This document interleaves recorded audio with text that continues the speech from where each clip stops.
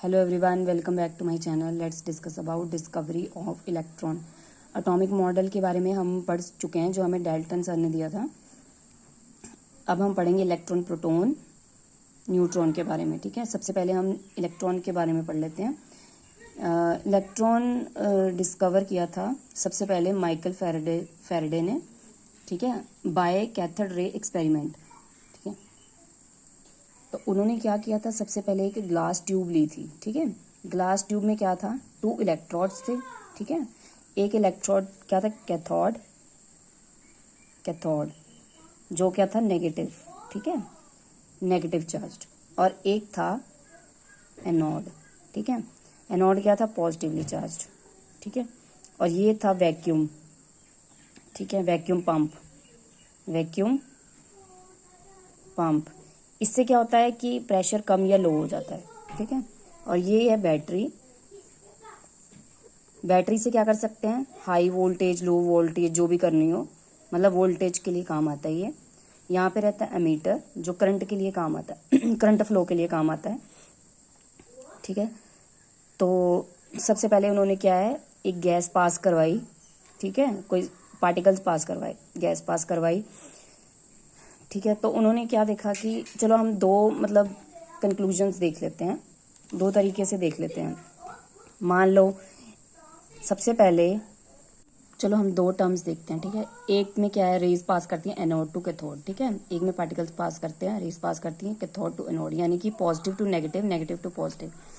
ठीक है, इसमें सबसे पहले उन्होंने क्या किया था, इलेक्ट्रिक करंट पास करवाया. ठीक है, हाई वोल्टेज पे, सबसे हाई वोल्टेज पे इलेक्ट्रिक करंट पास करवाया, और बिल्कुल लो प्रेशर पे, लो प्रेशर.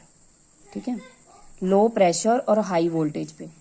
ठीक है, करंट पास करवाया तो मतलब पार्टिकल्स ने मूव करना शुरू कर दिया स्ट्रेट लाइन में. ठीक है, मूव कहाँ से मूव शुरू करना किया, नेगेटिवली चार्ज पार्टिकल से पॉजिटिवली चार्ज पार्टिकल, मतलब कैथोड इलेक्ट्रोड की तरफ से, यही होते हैं इलेक्ट्रोड, मतलब कैथोड की तरफ से एनोड की तरफ मूव करना शुरू कर दिया. तो जब उन्होंने मतलब एनोड की तरफ से कैथोड की तरफ पार्टिकल मूव करवाए तो यहाँ कोई रिजल्ट नहीं मिला, यहाँ कोई मतलब ब्राइटनेस नहीं आई, मतलब कोई चमक नहीं आई मतलब ग्लास पे.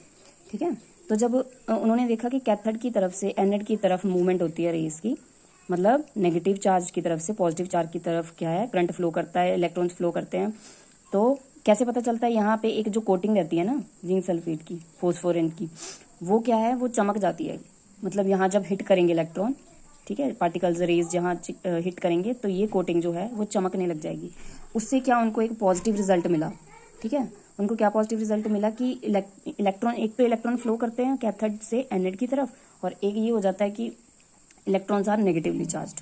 ठीक है, जो पार्टिकल मूव कर रहे हैं वो नेगेटिवली चार्ज हैं और वो मूव करते हैं कैथोड की एनोड की तरफ. तो ये है डिस्कवरी ऑफ इलेक्ट्रॉन जो दी थी माइकल फैराडे ने. कैथोड रे डायग्राम, उन्होंने एक ग्लास ट्यूब ली थी. ठीक है, उसमें से गैस पास करवाई थी. ठीक है, ये पॉजिटिव चार्ज और ये नेगेटिव चार्ज, करंट पास हुआ था, हाई वोल्टेज अप्लाई की थी और लो प्रेशर अप्लाई किया था, लो प्रेशर. ठीक है, हाई वोल्टेज और लो प्रेशर अप्लाई किया था.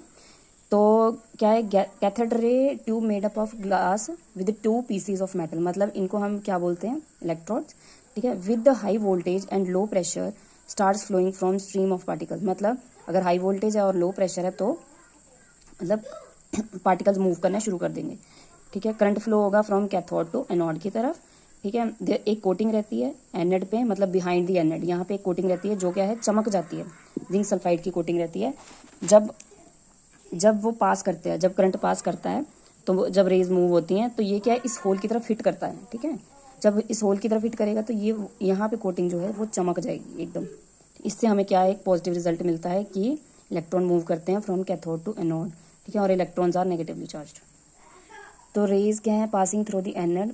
ठीक है, तो एक फ्लोरेसेंट कोटिंग आती है, ठीक है, ट्यूब में, जो हमें रिजल्ट देती है. तो इससे रिजल्ट आता है कि इलेक्ट्रॉन्स आर नेगेटिवली चार्ज्ड. ठीक है, और मूव करते हैं कैथोड टू एनोड की तरफ.